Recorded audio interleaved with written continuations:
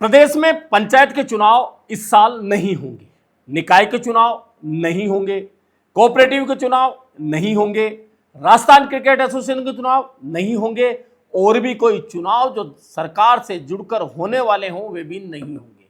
अब क्या कर लिया जाए? विपक्ष क्या कर लेगा? विपक्ष के नेता बयान दे लेंगे, सड़क पर धरना प्रदर्शन कर लेंगे, कोई पुतला जला लेंगे, ज्यादा से ज्यादा कोर्ट में चले जाएंगे। सरकार की सेहत पर क्या फर्क पड़ने वाला है?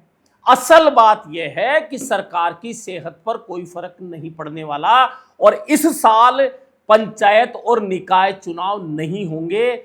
यह पत्थर की लकीर पर लिखी हुई इबारत मानकर चल सकते हैं। हालांकि कुछ लोगों को यह भरोसा है कि 15 अप्रैल को राजस्थान हाई कोर्ट की डेडलाइन खत्म होगी तो राजस्थान हाई कोर्ट कंटेम्प्ट लगाएगा और कंटेम्प्ट लगाएगा तो राजस्थान सरकार को मजबूर होकर चुनाव कराने पड़ेंगे। लेकिन समस्या यह है कि राजस्थान सरकार को एक बहाना मिला हुआ है ओबीसी आयोग की रिपोर्ट का। जी हां, आज इन तमाम चुनाव को लेकर करेंगे चर्चा। मैं हूं जर्नलिस्ट योगेश के शर्मा। अगर चैनल पसंद आए तो आप लाइक और सब्सक्राइब जरूर करें।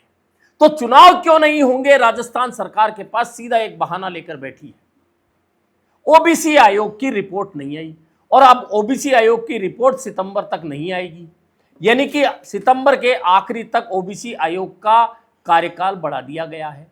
अब कार्यकाल बढ़ा दिया गया है तो यानी सितंबर के आखिर में ओबीसी आयोग आज से काम करना इस पर शुरू भी करेगा तो सितंबर के आखिरी में रिपोर्ट देगा। सितंबर के आखिरी में रिपोर्ट देगा तो उसके बाद त्योहारी सीजन शुरू हो जाएगा। त्योहारी सीजन शुरू हो जाएगा तो तब चुनाव नहीं होंगे। उसके बाद सरकार तैयारी करेगी तो ये साल ऐसे ही निकल जाएगा। यानी कि 2026 में पंचायत, नगर पालिका, नगर निगम सहित इन तमाम चुनावों के होने का रास्ता फिलहाल राजस्थान सरकार की ओर से बंद कर दिया गया है।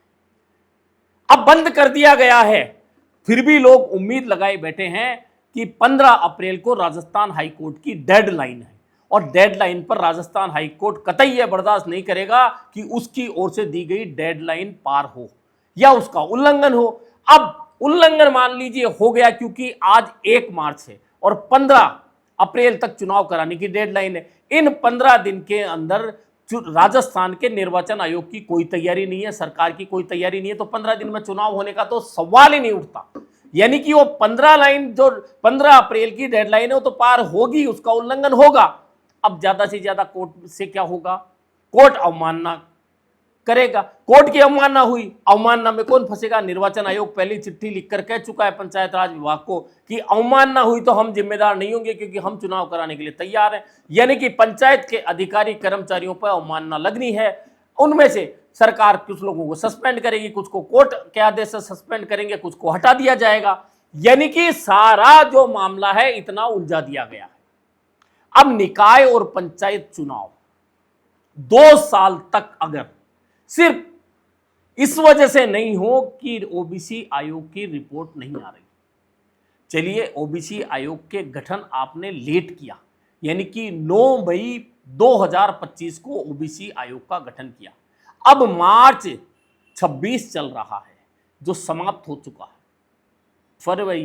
अब आप 31 मार्च आ गया, 1 अप्रैल आज आ चुकी है डेट, और आज आ चुकी है डेट तो सरकार की अगर मंशा होती तो सरकार ओबीसी आयोग का कार्यकाल तो बढ़ा सकती थी, लेकिन एक साथ ही अप्रैल से लेकर सितंबर तक का कार्यकाल बढ़ाए जाने का मतलब क्या निकलता है? यानी कि अप्रैल, मई, जून, जुलाई, अगस्त, सितंबर 6 महीने का कार्यकाल बढ़ा दिया। यानी सरकार की सीधी सीधी मंशा है कि ओबीसी आयोग 6 महीने और खींचे उस रिपोर्ट को तैयार कराने में और सरकार चुनाव कराने से बची रही।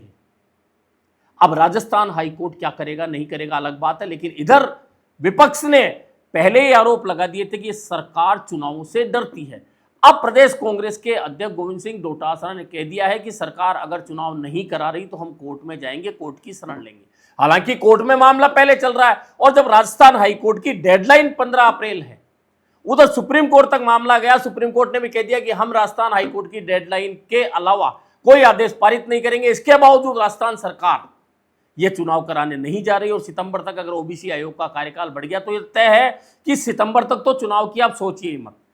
यानी कि अगर ओबीसी आयोग काम कर रहा होता ओबीसी आयोग रिपोर्ट तैयार कर रहा होता, ओबीसी आयोग को कोई जानकारियां जरूरत थी, वह जानकारियां 15 दिन के लिए कार्यकाल बढ़ा के पूरी ली जा सकती थी, रिपोर्ट तैयार हो सकती थी, 1 महीने के लिए हो सकती थी, 2 महीने के लिए हो सकती थी, 3 महीने के लिए, लेकिन सीधे ही 6 महीने का कार्यकाल बढ़ाने का मतलब क्या है? मतलब साफ है कि राजस्थान की सरकार, राजस्थान में पंचायत समिति, जिला परिषद, नगर निगम, नगर निकाय जो भी हैं, लोकल बॉडीज, उनका किसी का भी चुनाव कराने की मंशा नहीं रखती। यह बहुत स्पष्ट रूप से हो चुका है। हालांकि राजस्थान सरकार के मंत्री बार बार दावा करते हैं जैसे ही ओबीसी आयोग की रिपोर्ट आएगी हम चुनाव करा देंगे। अरे ओबीसी आयोग की रिपोर्ट तो तब आएगी जब राजस्थान सरकार की इच्छा हो कि ओबीसी आयोग टाइम पर रिपोर्ट दे। ओबीसी आयोग को कह कौन रहा है रिपोर्ट देने के लिए?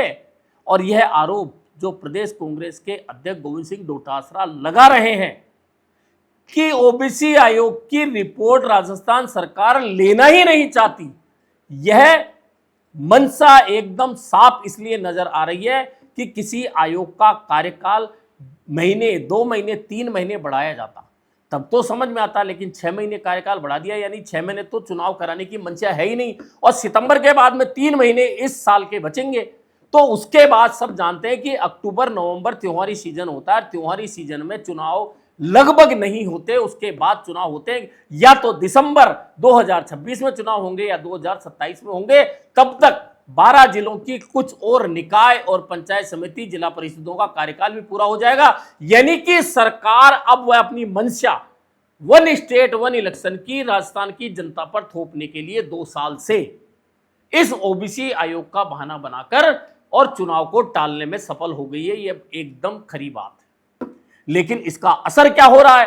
तो असर यह हो रहा है कि गांव में विकास काम ठप्प हो गए हैं, शहरों में कचरे के ढेर लगे हैं, पर्यटन आकर उन कचरों के ढेर पर नाक पर रुमाल रखकर निकल रहे हैं, लेकिन फर्क किसे पड़ता है? गांव में कीचड़ हो रहा है, कचरा हो रहा है, सफाई नहीं हो रही है, विकास के काम रुक गए, फर्क किसे पड़ रहा है?